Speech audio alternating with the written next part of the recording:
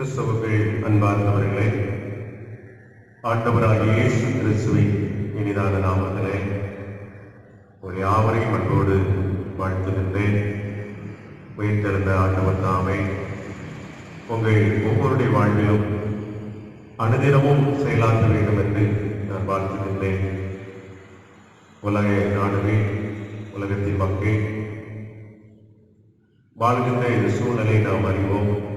ஒருவே நம்முடைய நாட்டிலும் நாம் எல்லாரும் தனித்திருக்க வேண்டும், வீடுகளில் இருக்க வேண்டும் என்று சொல்லி நம்மை பாதுகாத்துக் கொள்வதற்காக, தேசத்தின் மக்களை பாதுகாத்துக் கொள்வதற்காக அரசு எடுக்கிற எல்லா முயற்சிகளுக்கும் இதுவரையிலும் நீங்கள் எல்லாரும் நன்றாய் ஒத்துழைத்திருக்கிறீர்கள்.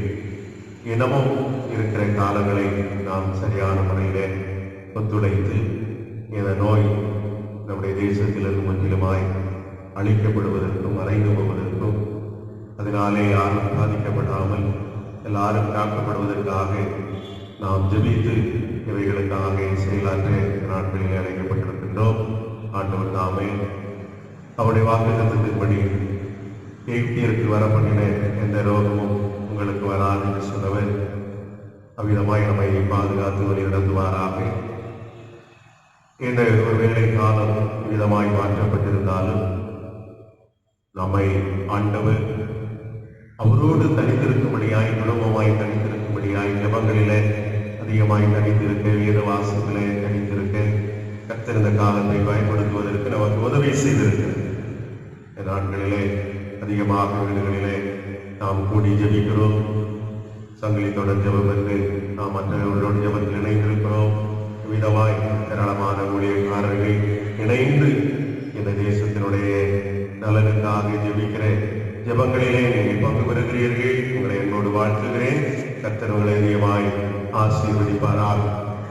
இன்றைய நாளில் ஆண்டவர் நமக்கு தருகின்ற சிந்தனை என்னவென்று சொன்னால், மறுபடைப்பு. உயிர்த்தெழுந்த ஆண்டவர்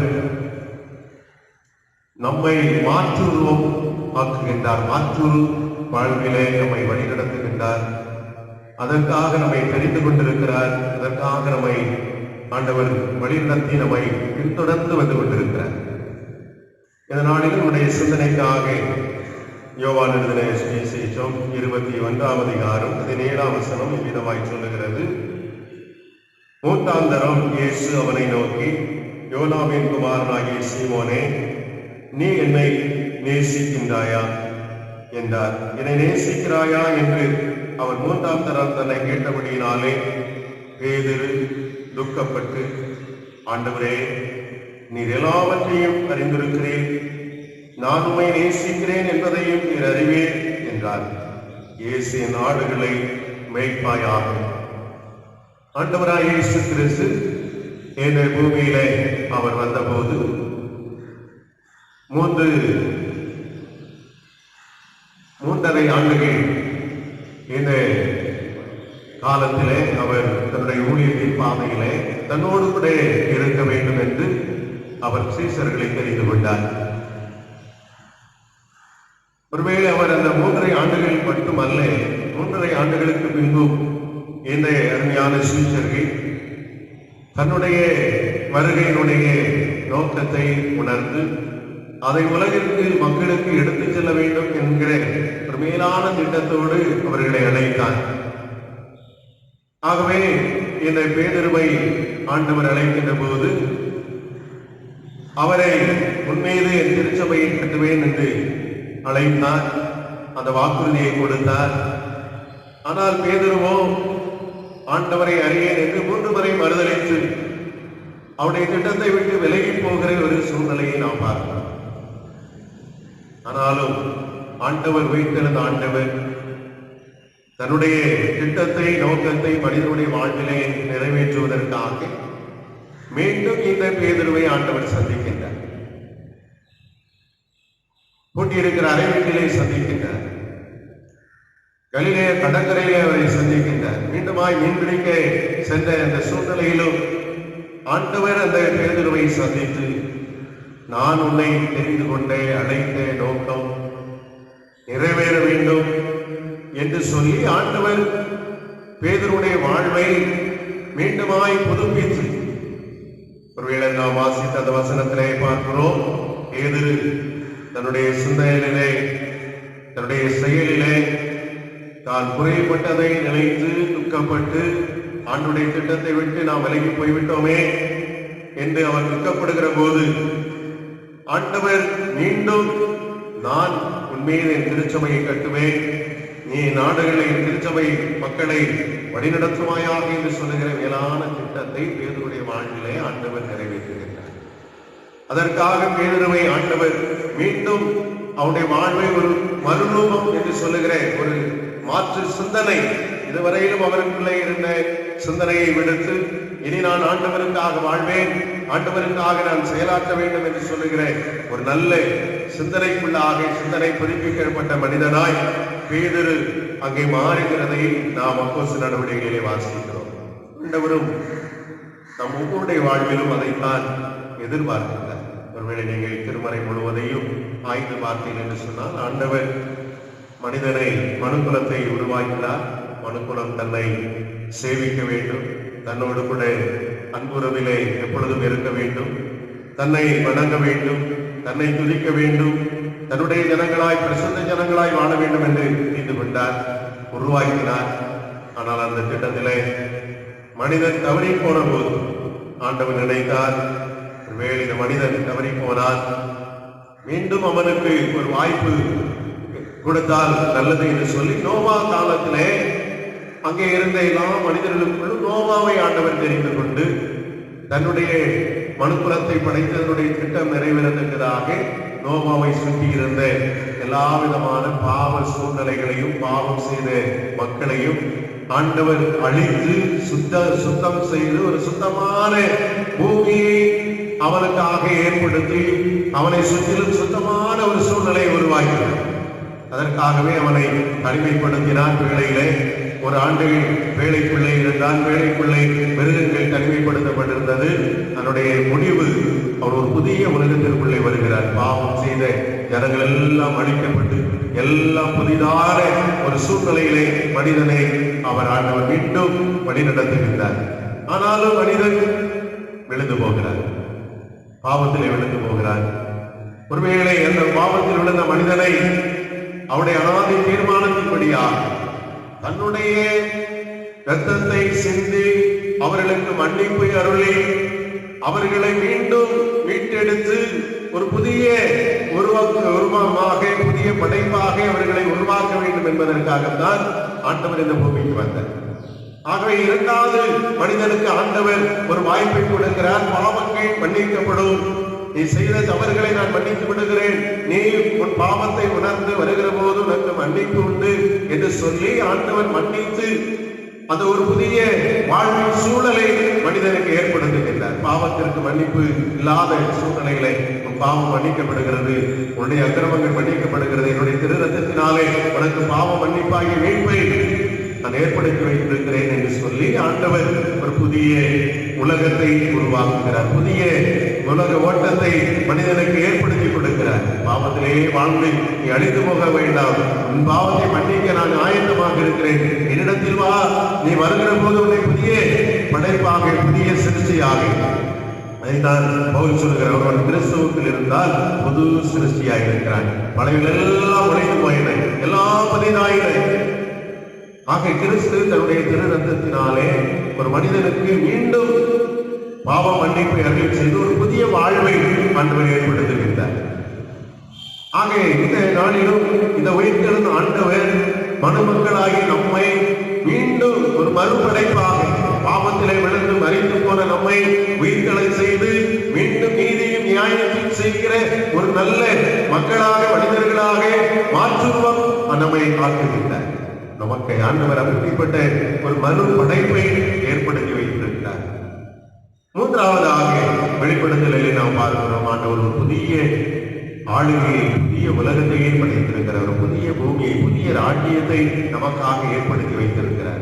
அந்த புதிய ராஜ்யத்திற்கு நம்மை அழைத்துக் கொண்டிருக்கிறார். யாரெல்லாம் ஆண்டவருடைய திருரத்தத்தினாலே கழுவப்பட்டு புதிய மனிதனாக மறுபடை படைத்து மீண்டும் ஆண்டவருக்குள்ளாய் வாழுகிற வாழ்க்கை வாழுகிறார்களோ அவர்களுக்கு ஒரு புதிய இடத்தை அவர் ஆயத்தப்படுத்த வாழ்வை ஆயத்தப்படுத்தி வைத்திருக்கிறார். அதைத்தான் வெளிப்படுத்தல் 21ஆம் அதிகாரத்திலே நாம் பார்க்கிறோம்.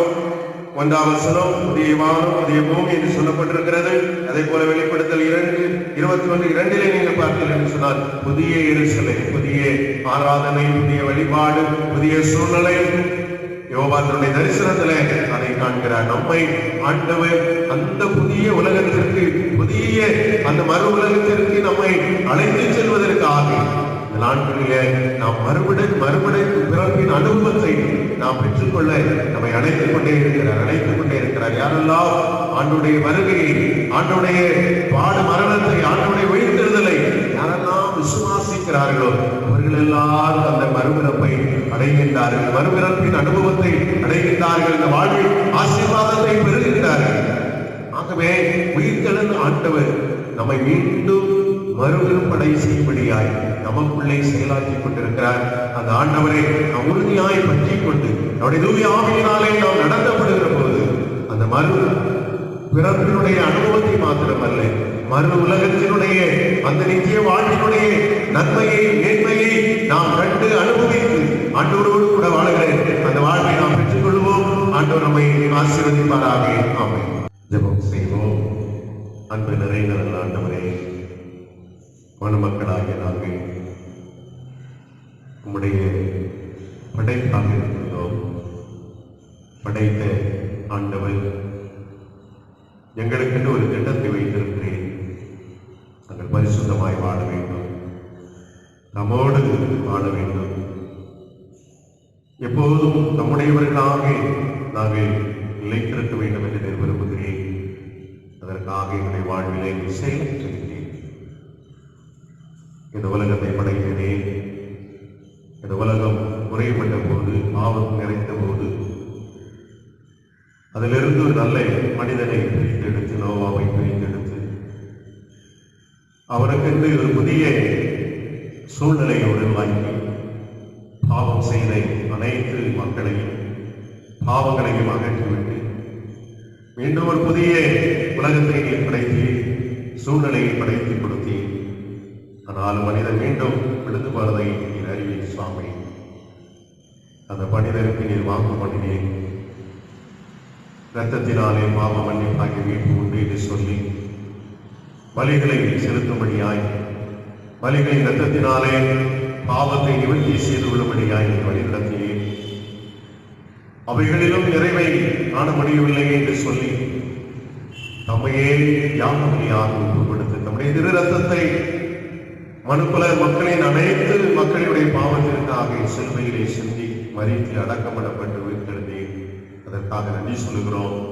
இன்றைக்கு உடைய திரு ரத்தத்தினாலே பாவ மன்னிப்பாகிய மீட்பை நீர் மனுக்குலத்திற்கு அருள் செய்கிறேன்.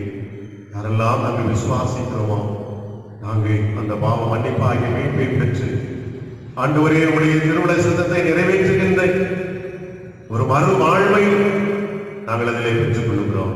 சீஷர்களுக்கு அப்படியாய் நீ செய்தி அருமையான நம்முடைய ஊழியக்காரனாகிய பேதுருவை அவிதமாய் நீ மாற்றி, அதற்காக நன்றி சொல்லுகிறோம். எங்களையும் மாற்று. எங்களுக்கு அந்த ஒரு புதிய உலகத்தை நீ சிருஷ்டித்து வைத்திருக்கிறீர், ஒரு புதிய வானத்தை வைத்திருக்கிறீர், புதிய பூமியை வைத்திருக்கிறீர், புதிய எருசலேமை வைத்திருக்கிறேன். ஆண்டவரே ஒரு நிலையான வாழ்வை எங்களுக்கு ஏற்படுத்தி வைத்திருக்கிறேன்.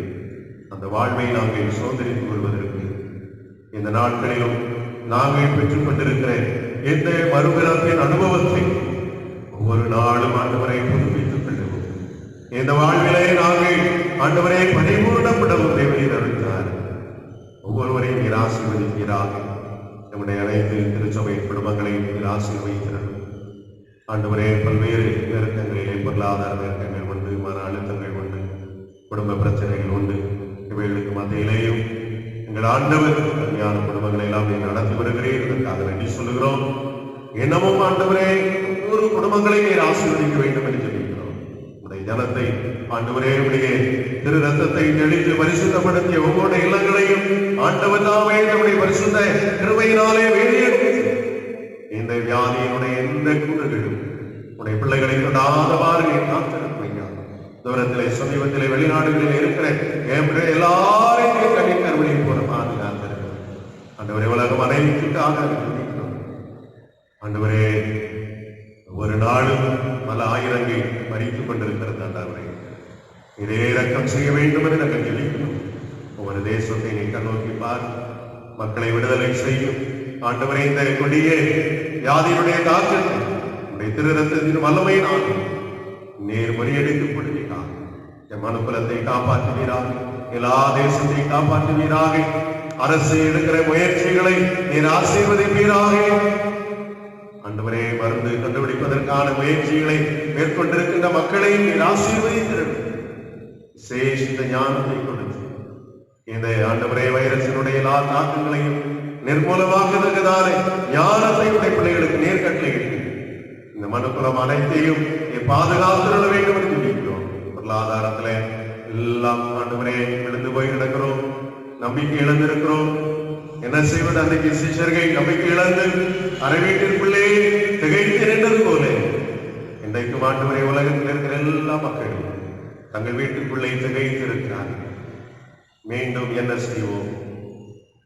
மீண்டும் என்ன செய்வோம்? எவ்விதமாய் தொழிலை தொடங்குவோம்? எவ்விதமாய் இதை செய்வோம்? எவ்விதமாய் தேர்வுகளை எழுதுவோம்? எவ்விதமாய் நம்முடைய எதிர்காலம், குடும்பத்தினுடைய எதிர்கால வேலை வாய்ப்புகள், ஆண்டவரே எல்லாருடைய கவலைகளையும் சஞ்சலங்களையும் வருத்தங்களையும் நீக்குகின்ற ஆண்டவர் உட்கிருக்கின்ற ஒவ்வொரு அறைவீட்டிற்குள்ளும் பிரசன்னமாகி உங்களுக்கு சமாதானம் என்று சொல்லி ஆண்டவரே ஒவ்வொருவரையும் ஆண்டவரை நம்பிக்கைகளை உயிர்ப்பித்து உயிர்த்தெழுந்த ஆண்டவர் ஒவ்வொருவரையும் ஆசீர்வதிக்க ஜெபிக்கிறோம். உடைய வல்ல கரத்திலே ஒப்பு கொடுக்கிறோம். இந்த காலங்களை கர்த்தர் ஆசீர்வதித்தார்.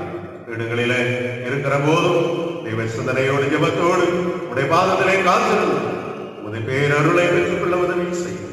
மீட்பர் இயேசுவின் நாமத்திலே தாழ்வு வேண்டுகிறோம் பிதாவே, ஆமென்.